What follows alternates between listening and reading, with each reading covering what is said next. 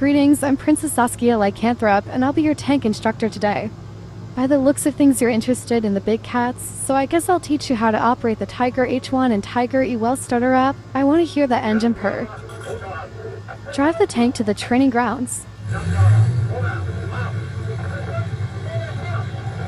Part 1. Strengths, weaknesses, and noticeable differences. Strengths: 100 mm of frontal plate armor, an effective armor thickness of 145 mm when angled at 45 degrees. A top speed of 45 km per hour, armed with the reliable 88 mm KWK-36 cannon. Weaknesses: large target, flat frontal armor, loud engine. Here's an example of the Tiger's front plate's weakness. At nearly 1 km and above 1 km, a 76 mm M60 shell from the M4A376W Sherman pens both of the Tiger's frontal plates. But once the Tigers are angled at 45 degrees, those M60 shells from the M4A376W Sherman shatter on their frontal armor. Now for the glaring difference between these two tanks. The Tiger H1's cupola is extremely large and a glaring hazard for the operator. The protection system may say it's a non-critical area, but in actuality a cupola shot is debilitating. However, the Tiger E's cupola is smaller and poses no threat to the operator. It also has an MG for air threats. The Tiger H1 has smoke grenade launchers that block the barrel when traversing the turret, slowing it down if the barrel isn't raised preemptively. Meanwhile, the Tiger E can easily traverse its turret without the need to preemptively raise its barrel. Part 2. Modifications and munitions. First, the Tiger H1. As a rule of thumb when researching modifications for your tanks is to research the encircled modules first, then research all of the mobility modules. Finally, you can research the final 3 modules. I suggest either researching HL.GR39 or smoke grenades. Leave PZGR for last as your stock of PHE is better. Now for the Tiger E, everything is the same as the Tiger H1, but now with the addition of the PZGR40. Once again, leave PZGR and PZGR40 for last. While PZGR40 has the most penetration ability, it has the worst post-pen performance of all the available rounds, so use it at your own discretion. Now let us put those shells to work. It appears this tank is only equipped with 27 shells. That's a good thing, as it reduces your chances of getting ammo racked. So always take 10 less shells than what the wiki recommends. Here's an example why you should bring at least 3 HE or heat shells. Watch as the PHE overpens the Soviet mill truck.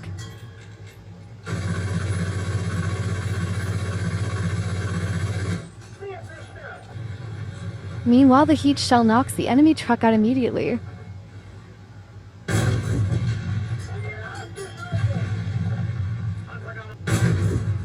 Heat rounds are even capable of penning or killing enclosed tanks, even other heavies. So you'll start off with HE rounds, which are good against soft-skinned vehicles like armored cars, half-tracks, trucks, open-top tanks, and light tanks, but anything else won't be affected. Part 3. Survival and Battle Tactics. Firstly, you'll want to avoid blindly rushing into the open to engage the enemy. What you want to do is angle your hole 45 degrees and line up the corner of your hole with your cover so your thinner side hole is covered. If you peek out from your cover, make sure to adjust your angle slightly to keep your side hole covered. Just be careful not to null your angle, as this will be catastrophic for you in combat. Prioritize hiding the left side of your hull. Gauging keeps the Tiger 1's ammo on that side, and enemies will target this ammo. Here's an example of a Tiger angling behind natural cover. You'll need to keep an eye on your surroundings. If any enemy tanks are around you, they could be in a position that could very well nullify your angled armor. Try finding cover that can keep you hidden from multiple angles. When a map allows it, try holding the high ground. Lots of players won't expect you to be there. If you're ever holding the high ground without cover, use your transmission as cover by wedging your tank like this. Just note if your crew repair rank is low, you'll have a long repair time, making you susceptible to other enemies, especially aircraft. Try finding ways to only expose the thickest parts of your armor to the enemy. Avoid engaging the enemy at close range. The Tigers are more suited to medium and long-range attacks. Just remember that you will have to arch, lead, or arch and lead your shots when attacking from long ranges. Yeah, just like that. Don't stay still. A complacent tank is a dead one. Players you killed will come back for revenge, occasionally with air units. Keep your tank moving. Move from cover to cover. This will prevent players revenge killing you. You might even kill them again while they're trying to hunt you. If you ever find yourself in a position where you have to engage an enemy without any cover, try wiggling your hull. It will help increase your chances of bouncing enemy shells. If you ever push out of cover to attack and bounce your shot, never just stay out in the open after. The enemy will try to locate where the shot came from. Whenever you push out of cover to attack and your shell bounces, immediately retreat back to cover. Perhaps try flanking around the other side of your cover after reloading, as the enemy might be focused on where you're previously attacked from. Some maps have places where you can hold down in. This will help hide your hull completely. Know your turret will be exposed. But it's good practice to have your hull angled when you've set up your position. Whenever hold down or immobilized but can move your turret, wiggle your turret. Along with increasing your chances of bouncing shells, it will reduce the chances of the enemy shooting your barrel. Whenever you hold down, make sure your tank is capable of getting out of that position. Getting stuck will result in the enemy hunting you down for a revenge kill, or you will be completely separated from all engagements if the enemy avoids your position. Either way, it'll result in a dead tank. A brief history of the Tiger 1.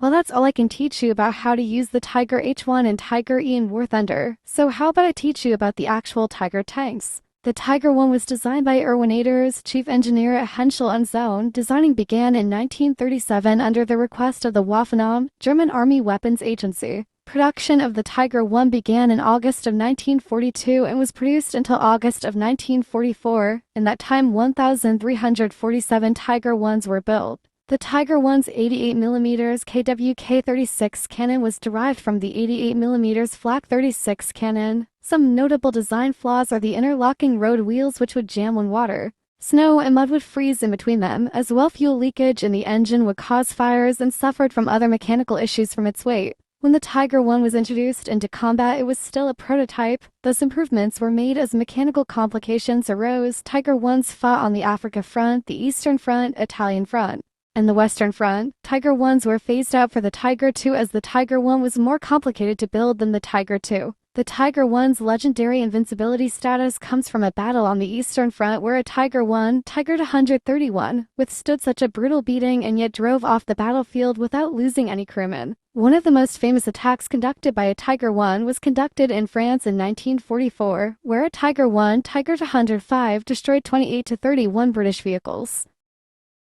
Bloopers. Thick mirror, that wasn't supposed to happen. Verdammt, I did it again. Did you enjoy the video? If you did, please check out my other videos. And make sure to subscribe and hit that bell to stay notified for the next upload.